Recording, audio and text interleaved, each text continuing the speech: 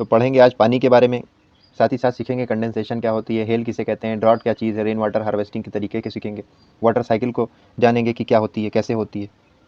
तो चैप्टर की शुरुआत इस तरीके से होती है कि आपसे कहा जाता है कि मान लीजिए आपके पास 1 बाल्टी पानी है रोज़ के लिए, तो आप उसमें क्या करेंगे?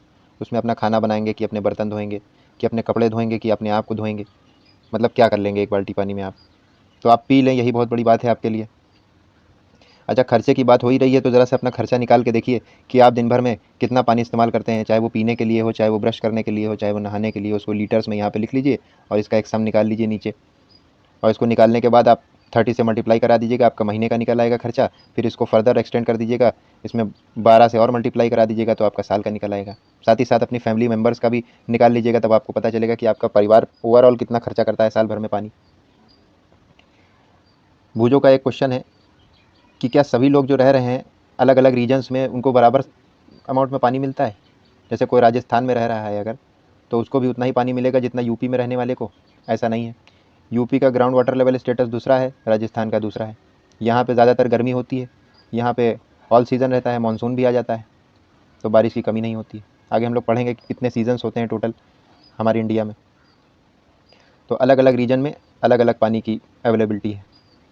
अच्छा, जैसे हम लोगों ने देखा कि ये हम लोगों का तरीका है पानी इस्तेमाल करने का, क्या प्लांट्स भी इसी तरीके से पानी इस्तेमाल करते हैं? पानी की भाई सबको ज़रूरत है, जो भी लिविंग ऑर्गेनिज्म है सबको ज़रूरत है पानी की। जैसे आपने गेहूँ उगाया, चावल उगाया, दाल उगाई, या आपने तरह तरह की सब्ज़ी उगाई, तो वो उन पौधों को भी तो पानी चाहिए बढ़ने के लिए।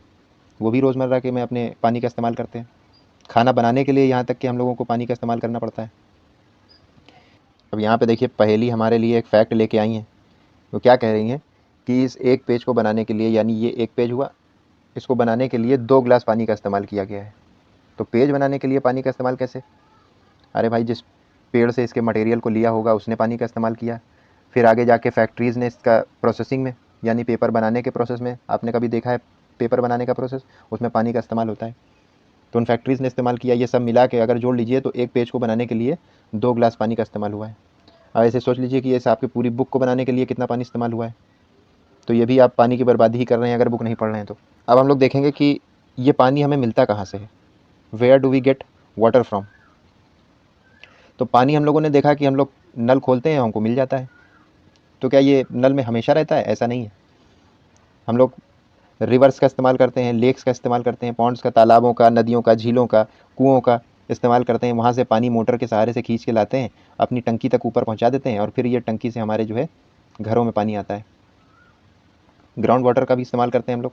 आजकल हम लोगों ने सबमर्सिबल पंप्स लगा रखे हैं अपने घर में, जो कि सीधे ग्राउंड से खींच के लाते हैं पानी को, जिसका यूज़ हम एक्सेस में अमाउंट में कर रहे हैं खूब ज़्यादा से। अब ये भूजो यहाँ क्या कह रहे हैं कि इमेजिन करिए कि आपके टैप में पानी बंद कर दिया जाए और आपसे क्या कहा जाए कि आप मीलों चल के पानी लेके आइए घड़ों में, जैसे पहले किया जाता था। तो भी क्या आप उतना ही इस्तेमाल करेंगे जितना आज इस्तेमाल कर रहे हैं? ऐसा नहीं है, क्योंकि आपकी मेहनत बढ़ जाएगी। तो आप क्या करेंगे, पानी की बचा बचा के इस्तेमाल करेंगे पानी को। ये अगला पेज क्या कह रहा है कि हालांकि हमारे पास पानी की कोई कमी नहीं है, यहाँ तक कि 2/3 हिस्सा हमारी पृथ्वी का पानी से ही भरा हुआ है, लेकिन ये सब क्या है, ओशन और सी के वाटर है। इसका मतलब क्या, इस पानी में नमक मिला हुआ है, ये एक सैलीन वाटर है, जिसको हम लोग डायरेक्ट अपने उपयोग नहीं कर सकते अपने कामों के लिए। इसी पे एक राइम भी लिखी हुई है, rhyme of the ancient Mariner. किसने लिखी है? एस.टी. कॉलरिज ने 1798 में। होता क्या है कि एक नाविक होता है, वो समुद्र में खो जाता है अपनी नाव के साथ, और कई दिनों तक भूखा प्यासा रहने के बाद वो इस पोयम को कहता है। ये 2 लाइन लिखी है असल में 4 लाइन की, कि water water everywhere and all the boats did shrink, water water everywhere nor any drop to drink. यानी कि पानी तो हमारे चारों तरफ है, वो कह रहा है, खुद की सिचुएशन को रख के कह रहा है कि मेरे चारों तरफ पानी है इस वक्त, लेकिन एक भी बूंद मैं पी नहीं सकता। ओशन उसके बावजूद भी हमारे लिए बहुत इंपॉर्टेंट है। क्यों इंपॉर्टेंट है? क्योंकि यही हमारा सोर्स है वाटर का। ये जो हम फ्रेश वाटर पीते हैं, बिना खारा पानी, जिसको हम मीठा पानी कहते हैं, वो भी ओशन से ही आता है। अब आपके मन में एक क्वेश्चन आ रहा होगा कि ओशन से कैसे आता है, ओशन का पानी तो खारा होता है। ये आपकी लेक्स, पॉन्ड्स, ये जितनी भी हैं, ये सब कुएँ, ये सब ओशन ही भरता है। कैसे भरता है इसको आगे हम समझेंगे। समझेंगे किससे? वाटर साइकिल की मदद से। अब यहाँ पे देखिए, वाटर साइकिल को समझने से पहले आपको इवापोरेशन और कंडेंसेशन का प्रोसेस दोबारा आपको रिवाइज करा दूँ एक बार। आपने देखा था कि इवापोरेशन टर्म क्या है? जब हम पानी को हीट कर रहे थे केतली में रख के, तो क्या हो रहा था, भाप निकल रही थी, उसी को हम लोगों ने इवापोरेशन का नाम दिया। कभी आपने सोचा है कि आपने कपड़े फैलाए बाहर अलगनी पे सूखने के लिए, गीले कपड़े, सूरज की रोशनी उस पर पड़ी, फिर वो पानी कहाँ चला गया, ज़मीन पे तो गिरा नहीं। वो पानी असल में हवा में ऊपर उड़ जाता है, हवा में ही जाके मिल जाता है पानी, और फिर वही ऊपर जाके ड्रॉपलेट्स का फॉर्मेशन करता है। अभी आगे जाके आप समझेंगे। इसके लिए एक एक्टिविटी भी है आगे। क्या कह रहे हैं ये कि 2 आप तसले ले लीजिए, उसमें क्या करिए, पानी रख दीजिए, एक धूप में रखिए डायरेक्ट और एक थोड़ी छाँव में रख दीजिए। तो आपको क्या देखने को मिलेगा कि जो इवापोरेशन का प्रोसेस है वो बाहर वाले में जल्दी हो रहा है। जाहिर सी बात है, गर्मी उसको ज़्यादा मिल रही है, जितना ज़्यादा हीट मिलेगी उतना ज़्यादा इवापोरेशन होगा, उतना पानी वो भाप बनेगा, उतनी जल्दी पानी कम होगा। और जो अंदर वाला है उसकी इवापोरेशन की स्पीड थोड़ी कम है। तो इससे हमें क्या पता चल रहा है, जो ओशन पे पड़ने वाली रोशनी है ये ओशन के पानी को जल्दी से इवापोरेट करती है। और इसके लिए हम लोगों ने एक और टर्म देखा था, आपको याद होगा कि एक हॉलो पिट्स बनाए थे हम लोगों ने, शैलो पिट्स, लंबे लंबे, मतलब गड्ढे करे थे, इसमें हम लोगों ने समुद्र का खारा पानी भर दिया था। और हुआ क्या था कि सूरज की गर्मी ने जो पानी था उसको भाप बना दिया था, और नीचे क्या रह गया था, नमक। तो नमक को पानी से अलग कर दिया था हम लोगों ने, और नमक हम लोगों ने निकाल लिया था, खाने में इस्तेमाल कर लिया था, पानी हमारा हवा में उड़ गया था। वही पानी बाद में कैसे हमारे काम आएगा ये आगे समझेंगे। अच्छा, खाली आप ओशन से ही समझ रहे हैं कि पानी हमें मिल जाता है, ऐसा नहीं है। प्लांट्स भी बहुत सारा पानी लूज़ करते हैं, जैसे कि एक टर्म था ट्रांसपीरेशन। बहुत सारे पुराने टर्म्स हम लोग डिस्कस कर रहे हैं आज। ये टर्म ट्रांसपीरेशन आपने पढ़ रखा है। इसमें हुआ क्या था, हम लोगों ने इसकी एक एक्टिविटी भी की थी। अमरूद का पौधा लिया था, उसमें एक पॉलीथीन को बांध दिया था नीचे रबड़ बैंड से या धागे से, और क्या देखा था, ऑब्जर्व किया था कि थोड़ी देर बाद उस पन्नी पे अंदर की तरफ से भाप आ गई थी, यानी कि पानी आ गया था अंदर। कैसे आ गया था, हमने तो उस पन्नी में पानी भरा नहीं था, लेकिन ये ऐसे आ गया था क्योंकि जो पत्तियां होती हैं वो ट्रांसपीरेशन के दौरान इवापोरेट करती हैं वाटर को, पानी छोड़ती हैं, इसीलिए ऐसा हो रहा था। अब देखिए ये क्या यहाँ पे बता रहे हैं भूजो, कि जो 1 किलोग्राम आपका गेहूँ होता है कि वो 500 लीटर इस्तेमाल करता है पानी। मतलब 1 किलोग्राम हमारी प्लेट में लाने के लिए 500 लीटर पानी वो पौधा इस्तेमाल करता है गेहूँ का। आप अगर जोड़ लीजिए तो 25 बड़ी बड़ी बाल्टियाँ, बहुत हुआ भाई। आइए चलिए अब देखते हैं कि बादल कैसे बनते हैं। इसके लिए एक्टिविटी नंबर 3 है, एक एक्टिविटी कर लें फिर उसके बाद समझेंगे और अच्छे से समझ में आएगा। ये देखिए, ये एक ग्लास है। अच्छा, आपने कभी ऑब्जर्व किया है कि आप ठंडी बोतल फ्रिज से निकाल के लेके आए, वो बोतल आपने रख दी, ठीक, और थोड़ी देर बाद क्या होता है कि उस बोतल के बाहर पानी आ जाता है, जहाँ पे रखते हैं वहाँ पानी आ जाता है। ये कैसे होता है, क्या पानी अंदर से बाहर निकल आता है, लीक करने लगती है बोतल? ऐसा तो है नहीं। होता यह है कि बोतल हमारी होती है ठंडी। अब जैसे यहाँ पे एक ग्लास को ले लीजिए, इसके अंदर बर्फ़ डाल रखी है पानी के अंदर, और ग्लास के बाहर आप देखेंगे, ऑब्जर्व करेंगे तो ये देखिए छोटी छोटी बूंदें आ गई हैं। ये ग्लास से पानी लीक नहीं हो रहा है। हो क्या रहा है कि जो हमारी आसपास हवा में पानी मौजूद है वेपर के फॉर्म में, यानी भाप के फॉर्म में, जो अभी हम लोगों ने पीछे देखा, वो क्या हो रहा है, इसके कांटेक्ट में आके ठंडा हो जा रहा है, यानी कि कंडेंस हो जा रहा है। कंडेंसेशन का प्रोसेस मैंने समझाया था आपको, केतली से गर्म किया था पानी, फिर तवे से ठंडा किया था। अब इसको मैं बता दूंगा आपको। ये जो ठंडा पानी है इसके कांटेक्ट में आते ही ये क्या हो रही है, हवा में जो जितने भी वेपर भी है तो वो ड्रॉपलेट्स का फॉर्मेशन कर दे रही है ग्लास के बाहर। तो ये पानी अंदर से बाहर नहीं आ रहा, बल्कि बाहर का जो आपका वो है भाप, वही पानी बन जा रहा है। एक बार आपको रिवाइज कर दूँ, कंडेंसेशन का प्रोसेस क्या था। हम लोगों ने केतली ली थी, केतली ली थी और उसको नीचे से हम लोगों ने बर्नर से बर्न किया था, यानी कि गरमाया था। फिर उसके बाद क्या हुआ था, उसमें पानी लिया था जो कि एक सलीन वाटर था, खारा पानी था। खारा पानी लेने के बाद यहाँ से निकली थी भाप, बहुत सारी भाप निकली थी। वो भाप के ऊपर हम लोगों ने क्या किया था, एक तवा ले लिया था और उस पर बर्फ़ ले ली थी बहुत सारी। तो तवा हमारा कैसा था, कोल्ड, यानी कि ठंडा। ये भाप यानी कि वेपर जब इसके कांटेक्ट में आ रही थी तो वो ठंडी हो जा रही थी, और ठंडी हो जाने के बाद नीचे यहाँ एक ग्लास में गिर रही थी, ठीक, ये ग्लास में गिर रही थी। तो हो क्या रहा था कि ये जो सलीन वाटर था ये धीरे धीरे हमारा प्योर वाटर में बदल रहा था, और जो खारापन था इसका ये इसी केतली में रह गया धीरे धीरे करके। तो हमने इससे क्या समझा कि कंडेंसेशन का प्रोसेस क्या होता है। ऐसे ही बादल की फॉर्मेशन होती है। जब हमारी हवा में जो वेपर होती है वो आसमान में जाती है ऊपर, तो ऊपर ऊपर जैसे जाती चली जाती है वहाँ का माहौल ठंडा होता चला जाता है। तो वहाँ ऊपर जाके यही जो वेपर होती है वो ड्रॉपलेट्स का फॉर्मेशन कर लेती है कंडेंस होने के बाद। ये देखिए यहाँ लिखा हुआ है, water vapour present in it condenses to form tiny drop of water called droplets. ये बहुत छोटी होती हैं साइज़ में, इतनी छोटी होती हैं कि ये अकेले बूंद नहीं बन सकती, ये कई एक साथ मिलके एक बूंद का फॉर्मेशन करती हैं, जो हम बारिश के रूप में यहाँ देखते हैं कि बूंद गिर रही हैं। जब यही सारी बहुत इकट्ठा हो जाती हैं तो बारिश होना शुरू हो जाती है, और यही बादल का फॉर्मेशन भी करती हैं। ये देखिए कुछ इस तरीके से। अब आपको समझ में आ रहा होगा। पहेली का भी एक क्वेश्चन है कि हम जो सुबह देखते हैं कि पत्तियों के ऊपर ओस की बूंदें, और यही क्वेश्चन हमारे भूजों का भी है कि सुबह सुबह जो फॉग देखते हैं वो क्या होता है। तो वो कंडेंस हो रहा होता है। अब जैसे विंटर सीजन में आप देख लीजिए, जब ठंडक का मौसम होता है तो जो हमारे आसपास का वातावरण है एकदम ठंडा होता है, तो जो वेपर होती है हमारी, जिस दिन देखिए आप धूप ज़्यादा पड़ेगी उस दिन अगले दिन कोहरा ज़्यादा होगा। क्यों होगा? क्योंकि वेपराइज हो गया पानी ज़्यादा से ज़्यादा, तालाबों का, झीलों का पानी ज़्यादा से ज़्यादा वेपराइज हो गया। और जब वो वेपर कंडेंस होगी तो इसका मतलब क्या है कि हमारे सामने दिखेगा वो कंडेंस होता हुआ, वाइट हो जाएगा हमारे आसपास का माहौल, क्योंकि वही पानी फिर ठंडा हो गया और ठंडा होकर बर्फ़ बन गया। ओस भी ऐसे ही गिरती थी कि नीचे जो है, नीचे का पहले होता क्या था कि वो वेपर उठी, वो आसमान में गई, फिर वहाँ जाके कंडेंस हुई। अब क्या हो रहा है कि वेपर उठ ही नहीं पा रही है, वो ज़मीन पे ही है, वहीं कंडेंस हो गई, तो वो ओस का फॉर्मेशन कर लेती है। ये बात आपको समझ में आई? और जब ये वेपर कुछ ज़्यादा ही कंडेंस हो जाती है, मतलब कुछ ज़्यादा ही ठंडी हो जाती है, फिर उसके बाद ये बड़े बड़े ओलों की शक्ल लेती है, यानी हेल की।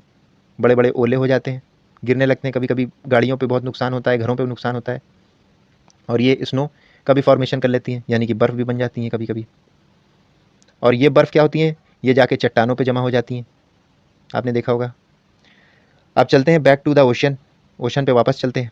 कहने का मतलब क्या है कि रेन वाटर जो है, हमारे बारिश का पानी जो ये होता है, ये दोबारा से पॉन्ड तक कैसे पहुंचता है, ग्राउंड वाटर तक कैसे पहुंचता है। तो ये ऐसे होता है कि एक इसको चलाने के लिए पूरी एक साइकिल है, जिसको हम लोग वाटर साइकिल का नाम देते हैं। ये देखिए अगले पेज पे, ठीक। इसको समझने के लिए क्या है, देखिए इसको अच्छे से ऑब्जर्व करेंगे। यहाँ पे होता क्या है, ये जितना एरो अप साइड दिखा रहा है, ये दिखा रहा है वेपराइजेशन को, यानी वेपर के फॉर्म में जो पानी ऊपर जा रहा है, इसको दिखा रहा है। और ये जो डाउन आ रहा है, ये क्या है, कंडेंस वाटर है, यानी कि ठंडा पानी, जो कि अब बारिश का रूप ले चुका है। तो होता क्या है कि ये यहाँ पे मान लीजिए सूरज है, इसकी गर्मी से ये पौधे अपना ट्रांसपिरेशन का प्रोसेस करते हैं। ये झीलों से, तालाबों से, नदियों से ये सब पानी उड़ के ऊपर जाता है आसमान में। यहाँ जाने के बाद ये बादल का फॉर्मेशन कर लेता है, कंडेंस हो जाता है। और जैसे ही बादल का फॉर्मेशन करता है तो फिर से ये ठंडा होकर नीचे गिर जाता है। तो ये एक साइकिल चलती रहती है। इसीलिए कहा जाता है कि बारिश का पानी स्टोर करना चाहिए। क्यों स्टोर करना चाहिए? क्योंकि ये फ्री में हमको फ़िल्टर करके दे रहा है खारे पानी को। खारे पानी से हमको मीठा पानी, यानी कि प्योर पानी दे रहा है। अच्छा, ये बारिश का जो इंडिया में जो बारिश का सीज़न है, वो किसको माना जाता है? मानसून सीज़न को। अच्छा, आपको क्या पता है कि टोटल कितने सीज़न होते हैं? अगर नहीं पता है तो एक कैलेंडर बना लीजिए। देखिए यहाँ पे एक कैलेंडर बना लिए। जनवरी, फरवरी, मार्च, अप्रैल, मई, जून, जुलाई, अगस्त, सितंबर, अक्टूबर, नवंबर, दिसंबर। ये दो दो महीने को आप बांट लीजिए, तो हमारे पास कितने हो गए? टोटल 6। हमारे पास इंडिया में 6 मौसम होते हैं। कौन कौन से? चलिए डिस्कस करते हैं। सबसे पहला, ये जो जनवरी फरवरी का महीना है, इसमें क्या होता है हमारा? विंटर सीज़न, यानी कि ठंडा मौसम होता है। उसके बाद मार्च अप्रैल में कौन सा सीज़न आता है हमारा? स्प्रिंग का सीज़न।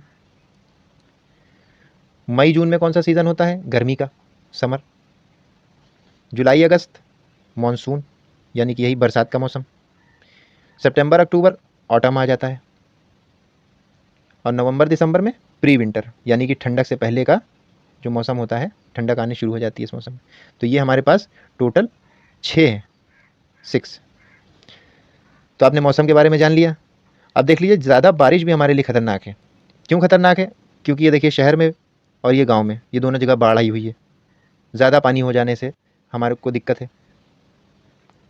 आपको मालूम होना चाहिए कि हमारे जो इंडिया है, इसमें कई सारे फ्लड्स आए हैं, लेकिन जो 6 सितंबर का फ्लड था 1970 का, वो सबसे ख़तरनाक था। नर्मदा रिवर का था। नर्मदा रिवर है, उसमें एक फ्लड आया था इसी बारिश की वजह से। सबसे ख़तरनाक फ्लड उसको माना जाता है। होता क्या है कि बारिश इतनी एक्सेस अमाउंट में हो जाती है कि ये लोगों के घर तक बर्बाद कर देती है। अच्छा, हम लोगों ने बाढ़ के बारे में जान लिया कि ज़्यादा बारिश होने से बाढ़ हो जाती है। लेकिन अगर बारिश हो ही ना, तब क्या होगा? अब बारिश नहीं होगी तो सूखा पड़ जाएगा, यानी कि ड्रॉट आ जाएगा। हमारे इंडिया में 1871 से लेके 2002 तक कई सारे ड्रॉट आए, लेकिन जो सबसे बुरा वाला माना जाता है वो माना जाता है 1987 का। कई सारे स्टेट्स अफेक्ट हुए थे इससे, ये जब सूखा पड़ा था। लमसम 85 मिलियन पीपल, 85 मिलियन लोग इससे प्रभावित हुए थे। और हमारे 60% खेती बाड़ी ख़त्म हो गई थी। अब देखते हैं कि पानी को बचाया कैसे जाए। आगे की हेडिंग है ये। तो पानी को बचाने का तरीका तो यही है कि भाई उसकी बर्बादी ना करें, जितना आपको मिल रहा है उतने में सक्षम रहें, एक्सेस यूज़ ना करें इसका। और एक और चीज़ है जिस टर्म में आती है रेन वाटर हार्वेस्टिंग, माने कि जो बरसात के रूप में पानी हमको मिल रहा है उसको भी तो हम बचा सकते हैं। कैसे बचा सकते हैं? इसके कई तरीके हैं रेन वाटर को हार्वेस्ट करने के, लेकिन एक तरीका आपकी बुक में ये समझाया गया है कि जब भी आप घर बनवाएं तो कुछ इस तरीके से बनवाएं कि जो छत पे गिरने वाला पानी है आपका, वो क्या हो, पाइप के द्वारा एक टैंक में आ जाए जो आपने अंडरग्राउंड बनवा रखा है। अगर टैंक नहीं बनवा रखा है तो उसको डायरेक्ट ग्राउंड वाटर में जाने दें, एक गड्ढा खोद दें, उसके नीचे कोई फ्लोर ना बनाए और वो अपने आप रिस के ग्राउंड वाटर में चला जाएगा। तो हम लोगों ने क्या समझा रेन वाटर हार्वेस्टिंग से? रेन वाटर हार्वेस्टिंग एक ऐसा टर्म है कि कहीं भी पानी ज़मीन पर अगर गिर रहा है तो उसको कैच कर लो, catch water where it falls. क्योंकि ये जो बादल है ये हमको फ्री में डिस्टिल्ड वाटर प्रोवाइड कर रहे हैं, छना हुआ पानी। ये नमक निकाल के ओशन में से हमको पानी ला के दे रहे हैं, हम लोग नहीं ले रहे हैं, तो ये हमारी तो कमी है। इसीलिए रेन वाटर हार्वेस्टिंग की जानी चाहिए। तो हम लोगों ने बहुत चीज़ें इस चैप्टर में समझी, जैसे कि क्लाउड के फॉर्मेशन को समझा, कंडेंसेशन का प्रोसेस तो देखा ही था पहले ही, ड्रॉट क्या चीज़ होती है, इवैपोरेशन को रिवाइज़ किया, फ्लड को जाना, ग्राउंड वाटर अपना रिचार्ज किया, हेल के बारे में समझा, ओशन से देखा कि पानी कैसे आ रहा है, रेन वाटर हार्वेस्टिंग की, बर्फ़ को देखा गिरते हुए, वाटर वेपर बनते हुए देखा था इवैपोरेशन से, और वाटर साइकिल को अच्छे से डिस्कस किया। तो इस चैप्टर को अच्छे से डिस्कस करने के बाद अब ये वीडियो यहीं ख़त्म करते हैं। अगले वीडियो में एक्सरसाइजेज इसकी करेंगे। तब तक के लिए have a nice day. Thank you.